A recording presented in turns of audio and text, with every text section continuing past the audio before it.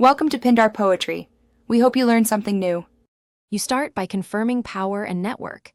Make sure your Xbox Series S is plugged in, turned on, and connected to the internet. You'll backup save data now so you don't lose progress.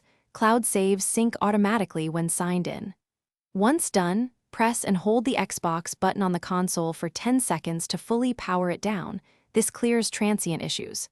After it's off, unplug for 30 seconds to let capacitors discharge before proceeding to the full reset options. You'll now perform the reset through the System menu so you control what's removed and what's kept. Go to Settings, System, Console Info, then select Reset Console and choose the option that fits. Keep games and apps to preserve installed titles while clearing system files, or remove everything for a factory restore. Make that choice intentionally because it determines what data remains. Then confirm and let the Xbox run. Do not power off mid-reset, and allow several minutes for completion. Once the reset finishes, sign back into your Microsoft account so cloud saves and settings repopulate. This restores most of your progress. Reinstall any apps or games you kept or need. Downloads resume from the store or My Games.